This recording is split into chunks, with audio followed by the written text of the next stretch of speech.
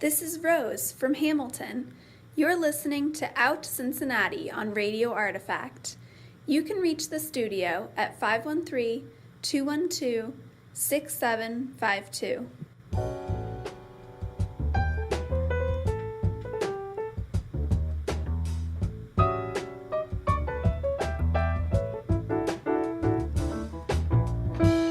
Hello, happy Saturday. My name is Chris. That is Melissa. Hello, Melissa. Hello. How's it going? Anything goes. Yes, anything goes, and may the something be with you on a May 4th, right? That's right. May the force be with you. Force be with you. On May the 4th. I will which is today. Plead ignorance on that in a moment. And you're listening to Radio Artifact. It's Out Cincinnati, 91.7 FM, HD2 WVXU. In Cincinnati, what the takeaway is you can listen live at radioartifact.com. So what's going on today? As you know, May the 4th. And we're all celebrating Star Wars. As you can see, I'm wearing my Darth Vader t-shirt. And I just got my latte, so what's up? I'm not in that world. I need to know what I need to know. Well, let's talk about Star Wars and queer things you did not know about Star Wars. Okay. There is on pride.com. They are talking about a few things maybe some of you out there did not know. Or maybe you did know, but we're going to share now. I would think from what I know, I have a really good friend who's a Star Wars person. I'm pretty sure he probably has that resource, that Pride article memorized. But for me and for the 5 other people, no, I'm kidding. Tell us what's queer and what's in Star Wars. Well, the first lesbian character was by accident. The 2003 PC role-playing game Knights of the Old Republic featured many customizable elements, and due to an early error in the game, players were able to pursue a lesbian romance with the female character, Juhani. Well, could you go to Northside to a bar in that game? Was that like that extended role-playing, or am I just not even in that same the right universe? Everything's possible. I am not. May 4th, Out Cincinnati, Radio Artifact. What is next on your colorful list? All right, next, Boba Fett has gay friends. Did you know that? I think I had Boba Fett last night at the Thai restaurant. I wasn't. I can't remember. There was a Groupon. So who's Boba Fett? I said it right. He's a bounty hunter.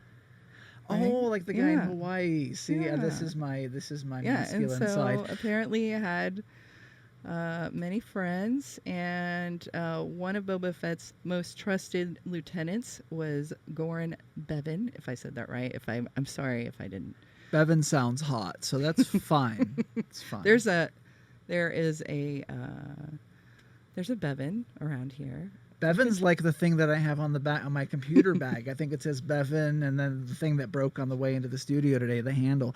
It could not take anymore, my Bevan. And so Bevan from Star Wars. But Bevan was married to a fellow warrior named Medrit Vasseur, making them the first openly gay couple in Star Wars history. Good evening, I'm Medrit Vasseur. Right. That's what it's... Let me see you. And lastly, I have one more. The world's biggest Star Wars collector is gay. And what does this person collect? Who is this person and who is this person? But what does this person collect? The owner of this impressive collection is none other than former director of content management and head of fan relations at Lucasfilm, Steve Sansweet. And what is... So he has 300,000+ items at a place called Rancho Obi-Wan. I was wondering if I saw him on an episode of Hoarders. Was that the premiere? It's organized, and like, here's him. Oh, okay. His rat's on his shoulder. handsome. No, I'm just kidding. That this guy looks like a great collection. Yeah. We're gonna have to check it out. We're gonna have to post a link. So those are some queer things about Star Wars. Some queer thing. And can you post that on social? We will share that. At Out Cincinnati. That's Facebook, Twitter. On all our social media, and come and share with us. Instagram. Anything everything. that you love about Star Wars. Yeah, I wanna hear, and then also, folks, please tell me. This is Chris. This is Out Cincinnati. That's Melissa. She obviously knows more about Star Wars. Get me started. I'm interested. I just don't get the fantasy part of it, and I say the names wrong. And then as soon as I do, it's like pronouns, right? Yes. You need to ask, and then I ask, and please don't hit me. No, it's one of those. My Star Wars fantasy is to have a lightsaber so I could wield it right next to you. Well, if you could do that, your producer says it's time to go. If she could do that, I might have some liposuction for you to do with one of those. You could just chop it off, not chop it off, but I'm talking about that barrel around there. And some very interesting guests today. Yes, we have Chris Seelbach from City Council. He's in his 3rd term, and his better half, Craig Schultz. Very exciting. And we have some very embarrassing questions. No, they're very fair, fun questions. In about 20 minutes, our version of the Newlywed Game. Right. And I think that we have to get our stuff together from the studio and head down to our location. And we're going to a park today. Yeah. We're going to a park today, and I think a couple of songs will take care of that. That's right. And we're meeting Chris and Craig in the park, which sounds very sketch. And later on, we'll also be meeting our friends from OutReels. OutReels, yes. Chuck and David, we will have them in the same park. We have hamburgers and a coffee carafe. And we're celebrating, we need to say, May the Force be with you on May 4th. And we will be at the park if I can get in Lucy, that's my car. If I can get down to Lucy quick enough in about 8 minutes or so with Chris Seelbach and Craig Schultz on Out Cincinnati. You're listening to Radio Artifact, streaming live at radioartifact.com. The look of love is in. This is Calvin from Landon, and you're tuned in to Out Cincinnati, streaming live on radioartifact.com. You're listening to Out Cincinnati on 91.7 WVXU HD2 in Cincinnati. And we are joined today by one of my favorite people and one of my new favorite people in Cincinnati, Chris Seelbach, City Council member, and Craig Schultz. I it was just on Facebook I requested you the other day, so it was one of those, what's his last name? It's so nice to have you both. Thanks for having us. Yeah, I was asking, we were doing a mic check, and it was funny. What did you have for lunch? One of those silly things, starting off with an embarrassment. No, I want to ask, well, we're going to kind of go, this is unique, talking to both of you. So I'll start with, when and where did you meet? How did this come about? What's the cute story? Yeah, so we met almost 14 years ago, June 12th. Actually after Pride in Cincinnati, in Northside, which we're currently in.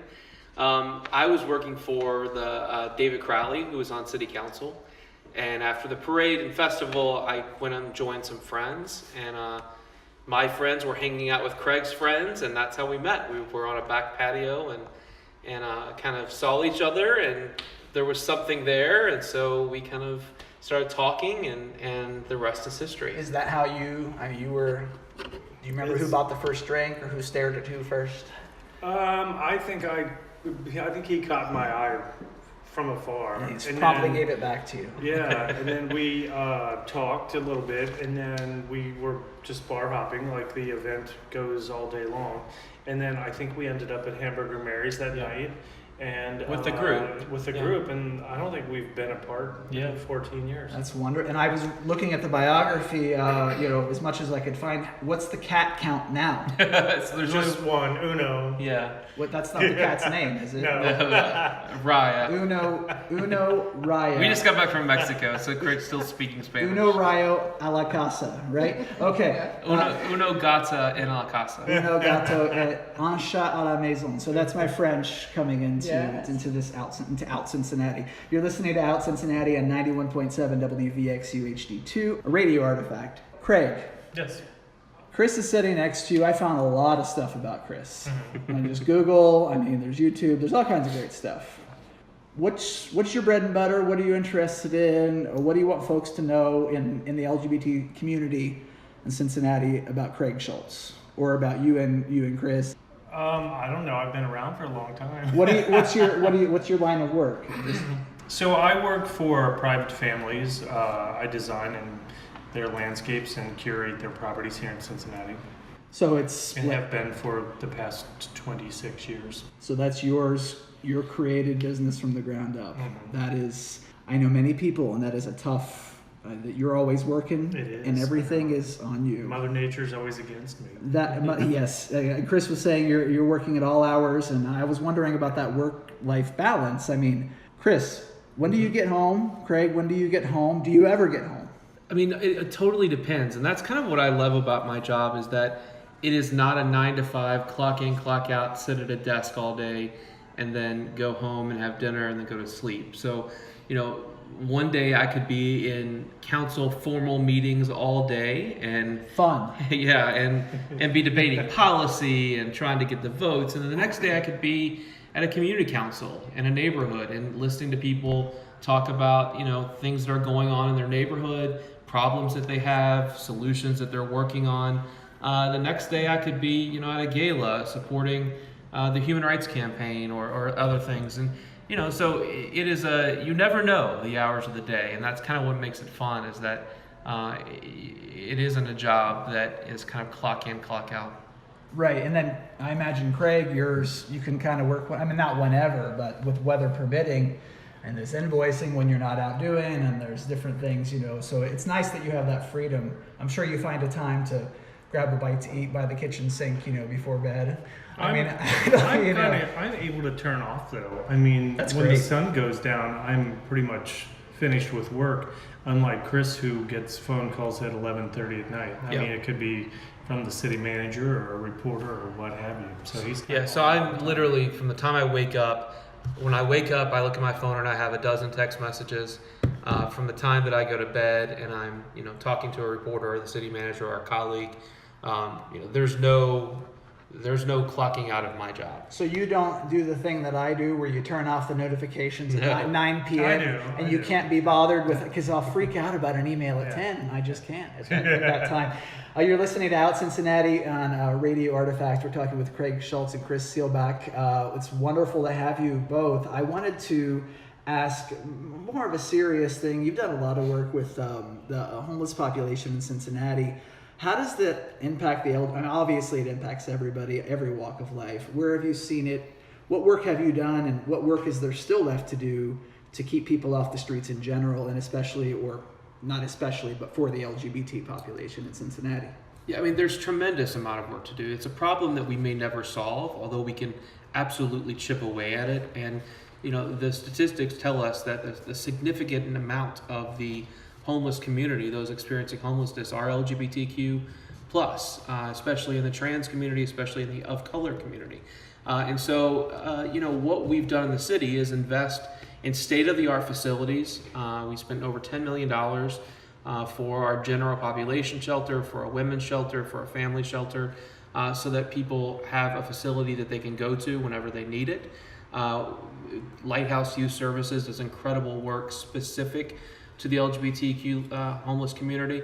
We were one of 2 cities that got grants, let me say 8-9 years ago. I think Austin, Texas was the other one, just to study and help the LGBTQ homeless community. And so Lighthouse has continued that work, and so the city and I'm supportive of the great job that they do. So, we've done a lot. We're the first city to include homeless status in our city's hate crime legislation. Because So like a fairness, or is that considered a fairness ordinance? No, or? So our hate crimes are when someone singles you out for an act of violence just because of who you are or your homeless status. Okay. And so homeless people experiencing homelessness are more susceptible to violence than perhaps any other population, because they're vulnerable, they're on the streets. Down and out, I mean, Yeah. that's right. And so, we've said that if you target someone just because they're homeless, that your penalty can be enhanced as that crime. Okay, that I appreciate that explanation, because I think a lot of people don't realize the different communities that do exist. The fact that there is a LGBT community that is impacted in a particular way. I mean, there are people who get kicked out at 17, 18. Chris and Craig too. What would you say? I mean, if you had kids, or what would you say to an 18-year-old calls you up? I got kicked out. Where's the first place you go? Especially if you're in the suburbs. Yeah, so the first person I would call is Melissa from Lighthouse Youth Services, and because they have a program specific to housing LGBTQ LGBTQ homeless individuals. And so I would call them, and Lighthouse expands beyond the city of Cincinnati. So we're fortunate that we have resources like that. Not many cities do. So that's who I would call. And there are also tons of other resources with GLSEN, the Gay Lesbian Straight Education Network, although I think they just go by their acronym now, with a significant youth group for LGBT young people. So there's lots of resources that are out there to connect young people to, unlike when Craig and I were kids. And me too. There was none, literally none. It was pulling at straws, trying to figure out who we were, this is just me and who I was at the time. I appreciate that explanation. And of course we'll post links to services at Out Cincinnati on our Facebook and every platform. That's an important thing to share. I want to come back in just a little bit and play a little newlywed game. Well, even though it's not a newlywed thing, I want to have a couple catchy questions for you. So we'll be back at a few right here on Out Cincinnati. Hi, this is Mike from Northside. This is Out Cincinnati on Radio Artifact WVXU HD2.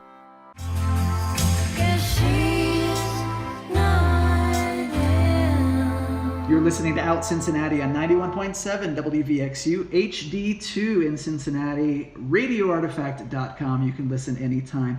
I am joined by Craig Schultz and Chris Seelbach.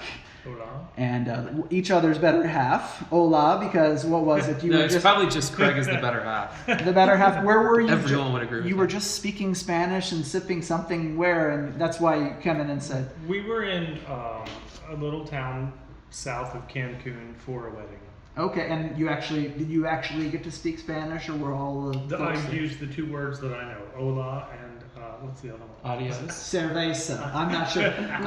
Well, Chris, I wanted to ask you before we get into this fun little game I've kind of thrown together, I guess. I don't know, not thrown together, but this fun little game. I want to ask about the fairness ordinance in Cincinnati.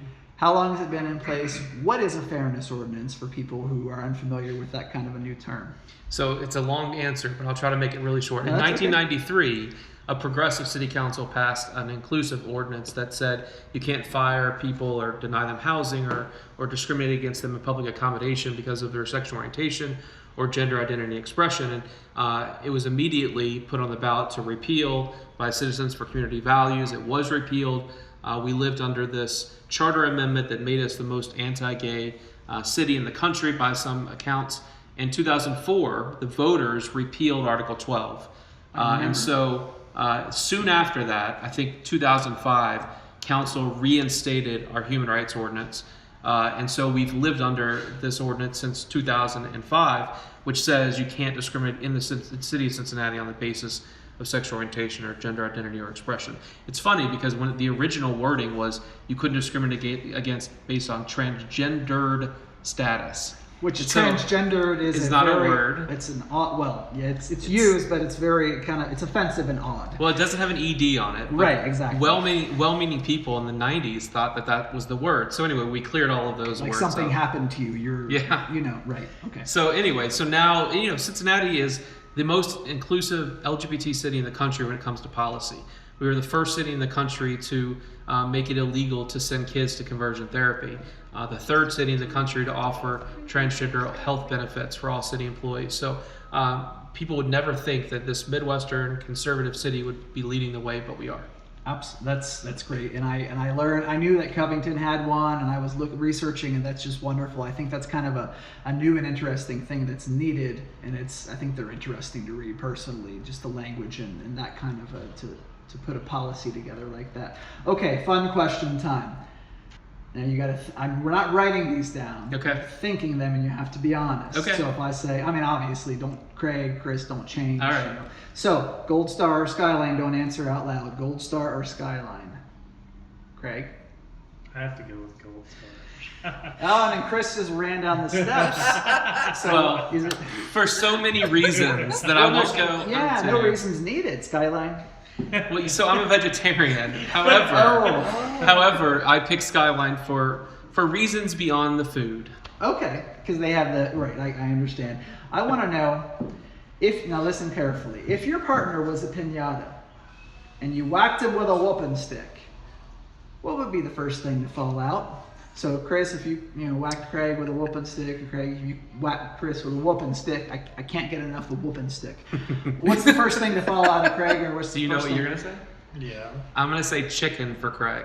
Okay, we won't say which chicken shop. We can assume it's not a certain one. All of them. All of them. Okay, and what would you say? Probably a cat or cat treat. A cat treat or a cat treat? I can't swing anything in our house without having a cat. We used to have 5 cats, but And- 4 have passed away. Oh, well, that is the ebb and flow of life, and I'm sure the one that is left Yes. is getting all of She is 6 cats worth of love. 18 or 19, yeah. If you had to pick a female celebrity for your spouse if they had been born straight,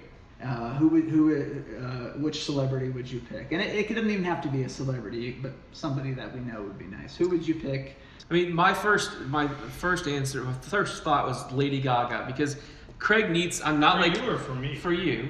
Yeah, that's, Not that like I'm anything like Lady Gaga, but Craig is naturally like a homebody that probably would have 2 or 3 friends, so he needs someone that like gets him out to do stuff. and Gaga would do that for Craig. I think so. He would like make his life more fun by like getting out of the house. And going to the monster, but I don't know. Yeah. What celebrity or non-celebrity would you pick for Chris to be hitched with if he were straight? I don't know. I mean, I don't think of women that often. I don't think it would have been that. Okay, so Someone like easygoing. you and wouldn't pick All a right, Anne Hathaway. Anne Hathaway. She loves musical theater. She'll rob you blind. Yeah, exactly. Just like Batman. Yeah, so that is wonderful. And thank you so much, Craig and Chris. Thanks for having us. It's been wonderful. You're listening to Out Cincinnati on 91.7 at WVXU HD2 Radio Artifact.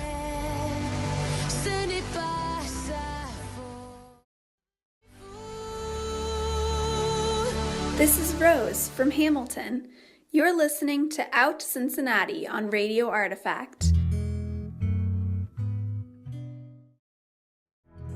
My name is Chris. You're listening to Out Cincinnati, and that is Melissa. Thank you so much for being here today. This is 91.7 WVXU HD2 Radio Artifact, and you can listen live at radioartifact.com. I am joined by, personally, 2 of my favorite people who run a film fest in Cincinnati that I will not add, who love Gold Star and Skyline and who are all this stuff, qualifiers. David and Chuck. Chuck? Yes. What do you do? What's cool? I am an event manager at the Aeronaut Center. We currently are, I actually the go-to for any production that comes to the Aeronaut Center. So production calls you and says, we want to, drag folks call you and say, we want to book. So they call our booking agent, and then the booking agent passes it Okay. on to me, and I take care of it from there. More complicated than Yeah. I just simplified it to. And David Wolf, what do you do? I'm kind of taking a gap year this year, so I'm just doing some fun stuff. I've been in a couple movies, and right now my main thing is I'm doing food tours for a company called Riverside Food Tours. Okay, so you get like the best Geta, the best... Eckerlund Geta and whatever. Finley Market has the best Geta. Okay. I didn't even ask. So and there we apparently they're paying him to say So that. we're going to have 6th generation, there since 1852. We're going to have a bucket of Geta Okay. at the station tomorrow morning, I think. Man, okay. So how I met you both is had a friend of mine had a film at OutReels, which is the LGBT film festival in Cincinnati. Well, I knew it was called something else before. What's the history there? So about 2011, I produced a film to get into the Louisville LGBT Film Festival. When I produced that film, after I got done at that festival, I was like, there's nothing like that in Cincinnati at that time. Right. There had been festivals before, but nothing currently going on. So I reached out to a few people and said, this is my idea. I have no idea how I'm going to put it together, but this is what I would like to do. I reached out to the No Theater and said, what dates do you have available? They gave me some dates. I had produced shows with them before. So they're comfortable, like, hey, here's your dates, just do what you need to do. That's cool. Yeah. Kind of, we know you'll do well, and here's your dates. Okay. So then I was reaching out on Facebook. I think, is it Facebook where you saw the listing? I think so. Yeah, because David and I had not met as This is how David and I met, actually, because we came And up Jack, with the idea. drink. We CNKY Scene was a magazine, a new LGBT magazine was starting around that time. Okay. So my idea to get the word out and get the name out was let me partner with somebody that's new as well. So we had the CNKY Scene LGBT Film Festival. Really long name. So that first year we worked together, we co-produced with the magazine, the film festival, and everything was coming together. And that's how it got started. And so OutReels is it is the LGBT film festival in Cincinnati. When does it happen? And how many films do you usually accept? What kind of films? If folks want to get involved, I mean, all kinds of. The name changed because everyone was just calling it CNKY. Oh, sorry, I did not mention the name did change. Yeah, yes. So CNKY, it went from CNKY Film Festival, and then it came to CNKY. The name kept changing. David and I and the group discussed, let's get back to what it was before. In 2007, they had a film festival called OutReels at the Art Museum. It was a one-day festival. Okay. I think they did it maybe 2 years total. And they stopped doing it. I think they had a march or something that interfered. Anyway, it ended. So we reached out to the LGBT Center who produced the film festival and said, hey, we would like to bring the name back. Would you be okay if we changed the name to OutReels Cincinnati? And obviously it was okay. Yeah, and they said, hey, if you want history, if you want pictures, if you want anything, here's a complete blessing.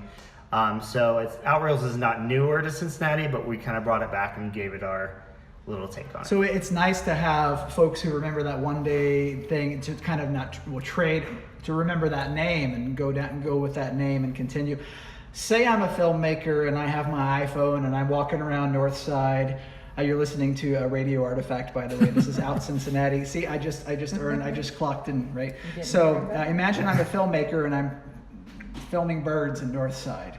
I produced this film. How good do I have to be to submit, and how could I submit that to OutReels? Well, go ahead. So submissions are actually open now on Film Freeway. So you just go on there. That's probably the biggest platform. What is Film? Is it Film Freeway, like a website? Yeah. Okay. So you just go on there. That's how most people find it. We do a lot of stuff we're on Facebook. We're also on Instagram. We also have a website, which is OutReelsCincy with a y.org. And so all the information will be on there, how to submit. It's $25 to submit a film.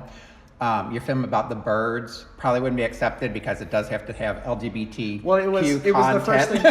It was the first thing that came to mind. I am far from a filmmaker, so yeah, but we keep the cost down low. So and it is reasonable, $25 to submit. Yeah. So if you get free, you get people that make films about birds and just submit it because it's free. So this kind of keeps that away. Yeah. But we get all kinds of films. We've gotten films from all over the world: Australia, Argentina, the UK, France, India.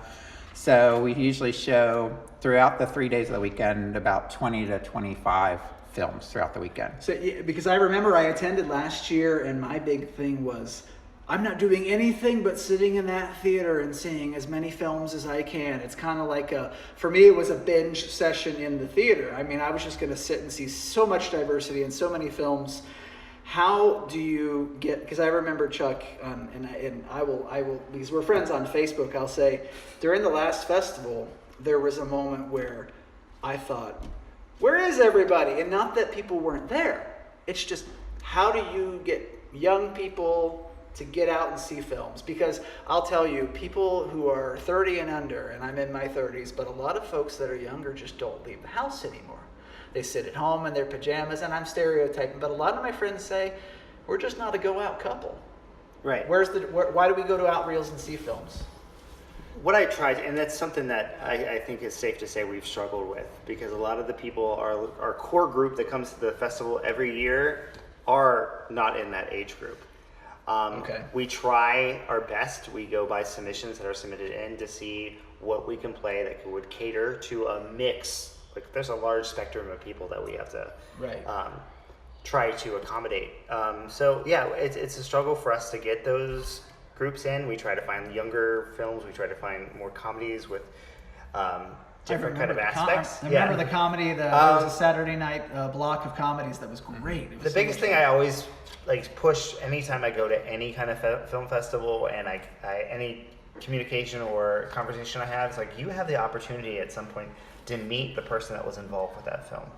And Yes. also you have a chance to have a conversation with other people that had just seen that film. If you're at home, you may be lucky enough to have a couple people that you're watching the film with, but it's not a big, large group where you can sit and talk about the film. And then the opportunity to do a Q&A or hear a Q&A and go, hey, I don't understand why you wrote this into the film, or what made you put this in the film. You have that opportunity to talk to that director or actor and go, hey, why did you do this? And you won't have that opportunity if you're at home or on the bus watching it on your iPhone. You don't have those opportunities. So film festivals are super important in any genre because you have the opportunity to see films that are not seen everywhere.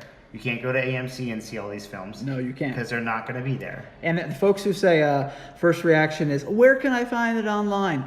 My thing is what you were talking about, talking to the directors, the talkback sessions. I think that's what they're called in the kind of the industry. Yeah. To be able to be, even if you don't want to ask a question, you sit and listen to other people who want to pipe up and ask a question. It's still fascinating to sit there and think. You can say, why did you shoot it that way? And it's an okay question to ask because they'll know the answer and more. Yeah, I think the neat thing too in a film festival and why it's so unique, if you can get people there, is we've had people, and we've had some showings that maybe it wasn't a huge crowd, but we had the person come up to the director or the producer or something afterwards and say, that was the first time I saw my story on film. I've never seen myself. Or we had a younger person that said, after I saw that film, that's the first time I've talked to my mother about gay marriage and stuff like that. So to us, yes, we want to make money. We are a nonprofit, 501c3, but we also want to show films that are important to our community. Absolutely. And a lot of people, the way people identify and they don't see characters on standard television, there's so many different characters that need to be portrayed. The 501c part of it, how can folks volunteer with OutReels? How can folks get involved?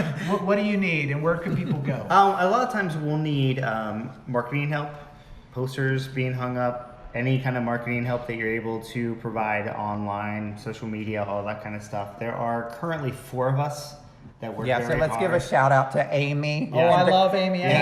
Amy and Chris. Amy and Chris. And then we actually have, pretty much when it comes festival time, our husbands and partners. So Chad and Rob and Terry come, and then we have Jesse that helps us. So big shout out to them that we put on the festival. Jesse's our tech person, so he saves our lives. We just step back and go, okay, Jesse's got this under control. Jesse take care of it. Yes, I remember I met Jesse. I think people should get involved, go out and see these films. It comes around in November. Yeah. There'll be more information at OutReels, Cincy with a Y.org. Yes. .org, remember .org. And if you just type OutReels on Facebook, that's really the way to find it, right? Thank you so much, Chuck and David, for being here. You're listening to Out Cincinnati, and they're both from OutReels LGBT Film Fest. You can find out more, like I said. And my name's Chris. And I'm Melissa. And that's Melissa. You're listening to Radio Artifact.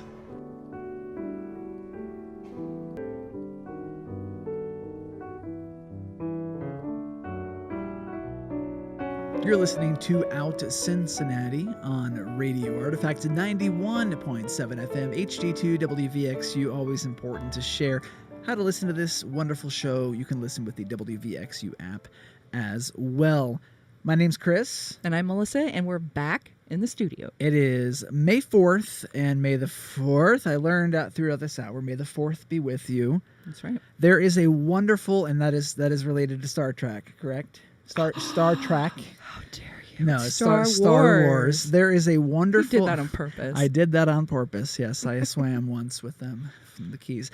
I did want to tell you I love soup, and I know that's very vanilla of me, but let me tell you why.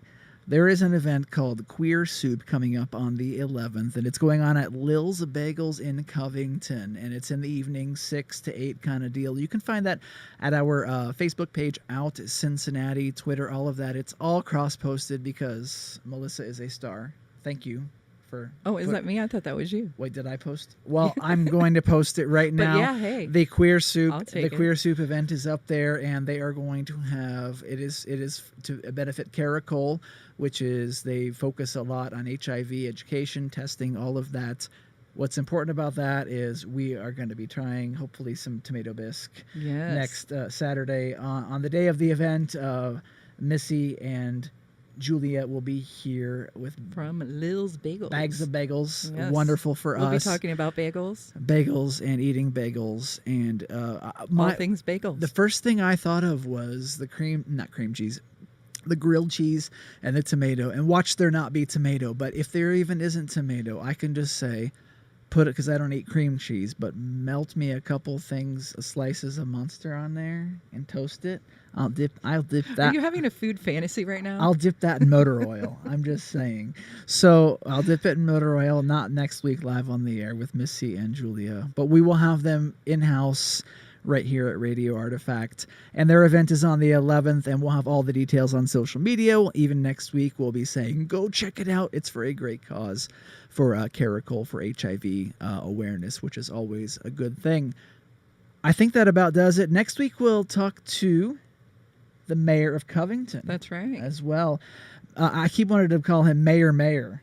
That's right, Mayor. You know, as we approach this, it's Mayor Meyer. I'm going to have to get it down. It's Mayor Meyer of Covington. I saw a picture of very cute glasses. I didn't tell him that yet in person when we first met, but very cute. But you're going to tell him. I'm going.